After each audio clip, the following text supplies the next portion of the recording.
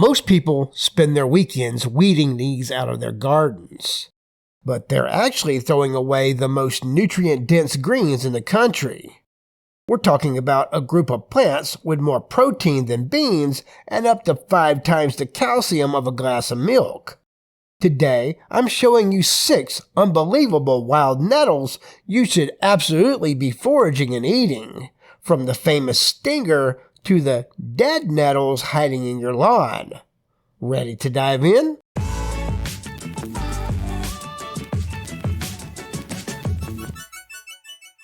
If you like your food a little on the wild side, I hope you'll consider subscribing to the channel.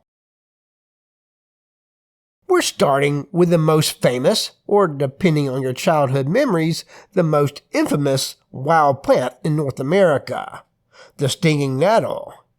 It's the one every hiker learns to avoid, but it's actually the one every forager should be looking for. We'll call this the bone builder, because while we're told to drink milk for strong bones, stinging nettle is arguably the ultimate bone health superfood. It's packed with vitamin K1, which is essential for bone mineralization. Just 1 cup of blanched nettles can provide over 400% of your daily value. But it doesn't stop there. It contains roughly 5 times more calcium than a glass of milk and twice the calcium of kale. When you combine that with its high magnesium and boron content, you have a natural multi-mineral specifically designed by nature to support skeletal strength. To find it, look for heart-shaped sawtooth leaves that grow in opposite pairs along a square stem. The entire plant is covered in tiny hollow needles or trichomes that inject formic acid into your skin, providing a memorable ouchie if you're not careful while foraging. The sting is actually a sign of quality though. Those hairs are tiny silica needles. To eat it safely, just blanch the leaves in boiling water for 60 seconds. The heat instantly collapses the needles, turning a painful weed into a savory green that tastes like a cross between spinach and green tea. Speaking of teas, nettle tea is known among herbalists for its blood purifying and anti-inflammatory properties. It's been used for centuries as a natural detoxifier, helping to flush metabolic waste and support kidney function. Because it's so rich in iron and chlorophyll, it's often called a blood tonic, making it a go-to remedy for fighting fatigue or building back your strength after a long winter. Plus, if you suffer from seasonal allergies, this tea is your secret weapon. The same plant that causes a sting on your skin acts as a natural antihistamine when ingested, calming down your body's reaction to pollen. It's the ultimate irony of the foraging world. The plant that makes you itch might actually be the cure for your itchy eyes. Oh, and for those of you who think I don't do any West Coast weeds, there is a subspecies of stinging nettle called hoary nettle that loves the West Coast weather. It has a unique, velvety fuzz on the leaves, and I hear it is quite delicious, so keep an eye out for it if you're foraging in the Pacific Northwest or California. If the stinging nettle is the king of the fields, the wood nettle is the gourmet queen of the forest. Unlike stinging nettle, which was introduced from Europe and Asia, this is a native North American species that many foragers actually prefer over the common stinging nettle because the flavor is more refined and the texture is much more tender. While it shares the bone-building minerals of its cousin, wood nettle is a literal powerhouse of essential amino acids. In fact, by dry weight, this plant can consist of up to 30% protein, making it one of the most substantial plant-based protein sources you can find in the wild. If you're looking for a wild green to fuel a long hike or support muscle recovery, this is the one you want in your skillet. Identifying this one requires a slightly different eye. Unlike the opposite leaves of the stinging nettle that grow in pairs, wood nettle leaves are alternate, meaning they stagger back and forth as they go up the stem. They also tend to be broader, more egg-shaped, and thrive in the deep shaded woodlands near streams rather than the open sun. Be warned though, even though the flavor is milder and has a unique sweetly green aroma, the sting is often considered more intense than common stinging nettle. Use tongs and scissors or thick gloves to harvest these, and treat them with respect until they hit the heat. Because it's so tender, this is the best variety for making a nutrient-dense nettle pesto. By blending the blanched leaves with walnuts and olive oil, you create a high-protein, high-magnesium spread that supports heart health and provides a steady energy boost without the crash of processed greens. It's a perfect way to turn a dangerous forest plant into a 5-star meal that outperforms anything you can buy at the grocery store. Now, if you're intimidated by the sting of the first two plants, let me introduce you to a more gentle nettle, the purple dead nettle. We'll call this the immunity booster, because it's a nutritional powerhouse that specializes in protecting your system during the change in the seasons. Despite its name, this isn't a true nettle. It's an imposter. It's actually a member of the mint family. And it's called dead because it lacks any stinging hairs, making it perfectly safe to handle with your bare hands. This plant is one of the first to emerge in the spring and is loaded with vitamin C, iron, and fiber.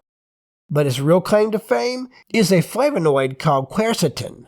Quercetin is a natural antihistamine and anti-inflammatory that helps stabilize the cells in your body that release histamines. If you suffer from itchy eyes or sneezing every time the flowers bloom, this is the wild food you need. By adding purple dead nettle to your diet, you aren't just eating a weed, you're consuming a natural defense system against spring allergies. You've likely seen this plant taking over garden beds or lawns in early spring. To identify it, look for a square stem, a classic mint family trait, and fuzzy spade-shaped leaves that turn a beautiful deep purple or reddish pink at the very top. The flavor is mild, earthy, and slightly floral. While you can eat it raw in a salad or a smoothie, many people prefer it sautéed or brewed into a tea to help mellow out the slightly fuzzy texture of the leaves. This is one of the easiest wild plants to forage, and it's the perfect starting point for anyone looking to boost their immunity with the help of nature. Right alongside purple dead nettle, you'll almost always find its close cousin, also from the mint family, Henbit. Let's call this one the skin food, because it's an absolute treasure trove of antioxidants and vitamin E. While we often think of nuts and seeds for vitamin E, this humble wild green provides a significant boost that helps protect your skin from oxidative stress and supports cellular repair. If you're looking for a natural, glow from the inside out supplement that's growing right in your backyard for free, Henbit is it. Identifying Henbit is easy once you know what to look for. Like its cousin, it has a square stem, but the leaves are the giveaway. They are rounded, fan-shaped, and deeply lobed, and they actually clasp the stem directly without a stalk, almost like a little green collar. The flowers are tiny, bright pinkish purple tubes that stand up like little trumpets. Unlike the true stinging nettles, Henbit is completely dead, meaning no sting, and the entire plant above the ground is edible. What makes Henbit a favorite for many foragers is its flavor. It's mild, slightly sweet, and has a very subtle, peppery finish, similar to a delicate kale or watercress. Because it doesn't have the fuzziness of purple dead nettle, it's the perfect candidate for a raw spring power salad. Adding a handful of fresh henbit to your meals doesn't just add a peppery pop of flavor, it floods your body with the antioxidants it needs to fight inflammation and keep your skin healthy and resilient. Now, Let's go back to actual nettles. Don't let the size of this next one fool you. While the common stinging nettle grows tall and imposing, the dwarf nettle stays low to the ground, usually topping out at less than 2 feet. Because this plant is an annual and grows rapidly, it packs an incredible density of minerals into a much smaller frame. It is particularly famous for being a powerhouse of magnesium and potassium, 2 critical electrolytes that most people are chronically deficient in. If you're looking for a wild supplement to support heart health and muscle function, this tiny plant is a concentrated shot of exactly what your body needs. Identification is key here, because despite its small stature, the dwarf nettle is widely considered to have a more potent sting than the bigger varieties. No, this little beast is far from dead. To spot it, look for leaves that are more deeply toothed or jagged than the common stinging nettle, and notice that it lacks the tall, towering central stalk. It prefers the rich, disturbed soil of gardens and farmstead edges. Because the leaves are smaller and more numerous, you're getting a higher ratio of nutrient-dense leaf tissue compared to the woody stems of larger plants. When it comes to the kitchen, the dwarf nettle is your secret weapon for soups and broths. Because it's so dense in minerals, it creates a dark, rich, almost meaty stock that tastes like pure health. Just remember, it may be a dwarf, but those tiny silica needles are no joke. Handle it with the same gloves on respect you give the giants. But once you blanch it, you're left with a mineral-rich superfood that makes store-bought spinach look like flavored water. Finally, if you've ever been in the moist, shaded woods and spotted a plant that looks exactly like a stinging nettle but seems to glow with a strange, watery light, you've found Clearweed. I like to think of it like the cucumber of the nettle world because its incredible hydration abilities. It's a non-stinging native relative of true nettles, and it is uniquely characterized by its high water content and rich stores of natural electrolytes. While other nettles are dense and fibrous, Clearweed is succulent and crisp, making it nature's way of providing a hydrating, mineral-rich snack right from the forest floor. Identifying Clearweed is a fascinating lesson in nature's design. While the leaf shape mimics the stinging nettle almost perfectly, the stem is the giveaway. It is smooth, translucent, and so clear you can practically see the fluids moving inside of it. Most importantly, it has 0 stinging hairs. You can run your hands over this plant all day without a single ouchie. It thrives in those damp, soggy areas where you might otherwise expect a sting, offering a cooling, moisture-heavy alternative to its more aggressive cousins. In the kitchen, Clearweed's hydration properties make it a unique ingredient. Because it's so watery and mild, it doesn't require the heavy boiling that stinging nettles do.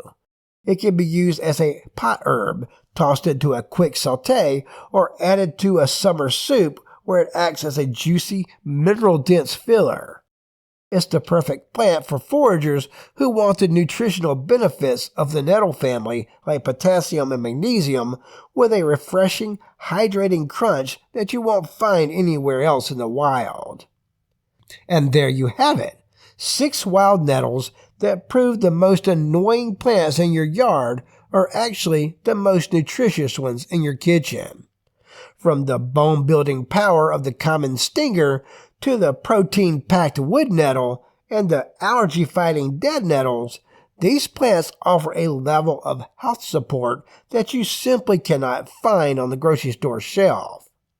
So the next time you're out for a hike or even just weeding your yard, don't see this as a nuisance. See a superfood. Grab your gloves, look for those square stems, and start reclaiming the minerals and vitamins that nature is trying to give you for free. Just remember to harvest sustainably, Identify with 100% certainty and always blanch those stingers before you take a bite. If you found this video helpful, hit the subscribe button so you don't miss our next deep dive into the wild pharmacy growing right outside your door. Get out there, stay safe, and as always, eat the weeds.